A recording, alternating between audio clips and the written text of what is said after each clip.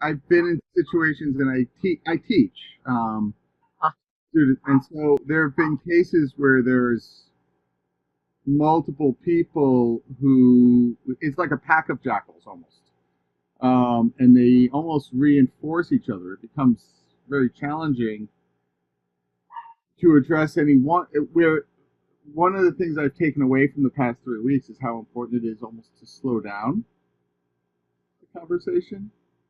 And in some of yes. the situations, it's speeding up. So I guess I would love to hear your thoughts on when you have a pack of jackals.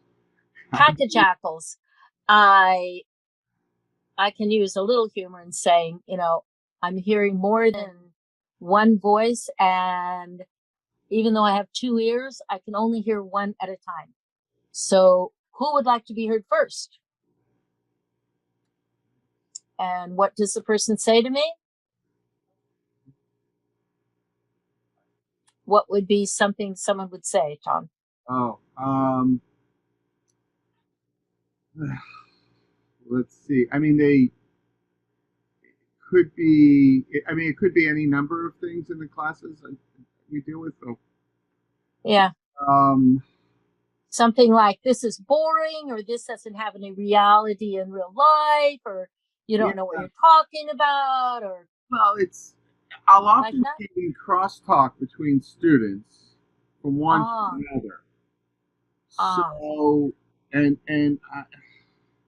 I'm a sociologist, so some of the conversations are about issues of race or gender, or so somebody will refer to another. I had one incident where very quickly two students, one student was criticizing Kaepernick, and the other student said, well, he didn't understand because of his white privilege. And then the first student got up and was very angry. And the two of them were standing up and yelling at each other within seconds.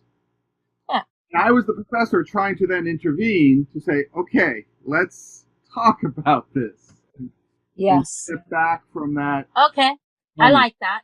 That gives you more information. Right. So one thing I am clear about, because I've experienced it myself so many times, is that the slower we go, the farther we'll get faster. So I just like to have people remember that.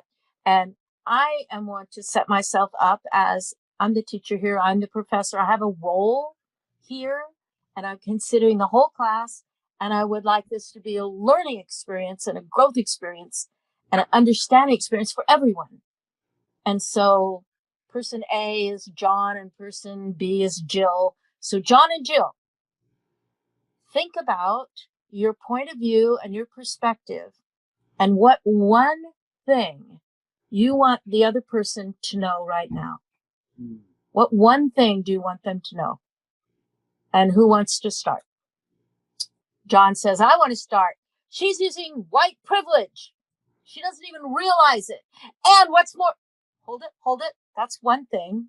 And I'm going to make sure that I've got it so that I can help her get it. So you're saying, I'm hearing, she's using white privilege and she doesn't even realize it.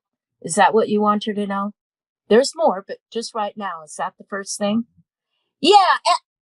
Okay. So now it's her turn, and I'm going to see, Jill, did you get what he said? And yeah, I got it. Well, so to let him know for sure, would you tell him what it is you got? Oh, he thinks I'm in white privilege. And I heard another part. Thank you for saying that part, which is that you don't know you are. You don't realize it. So could you let him know that part too?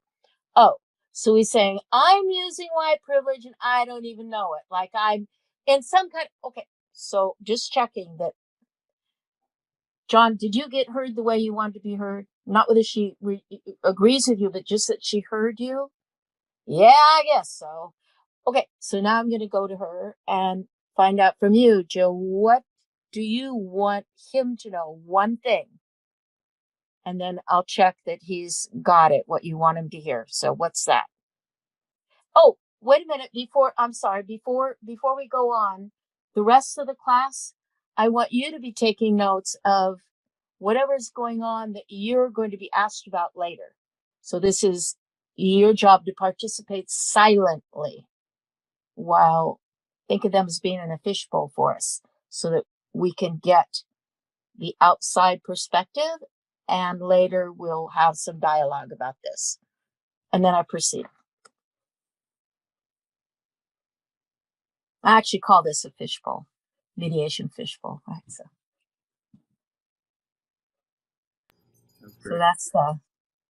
that's what I would say. And there's so many different practices and exercises you can do with this. One that comes to me that I've used is that you can have teams, the white privilege team and the whatever the other side would be. I don't know.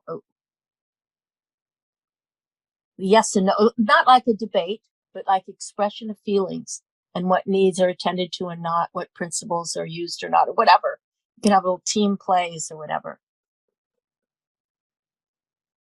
And I would suggest you could have people, as they're making notes, instead of saying no, but ask them to say yes and make what you're going to say yes and, which is like improvisational theater. It's a tool used in improv.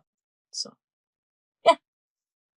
So you're satisfied with that support? Thank you. Yes. Yeah.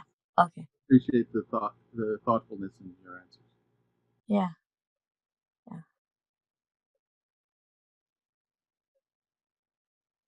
Learn through experience. Sometimes the most challenge for me is who starts.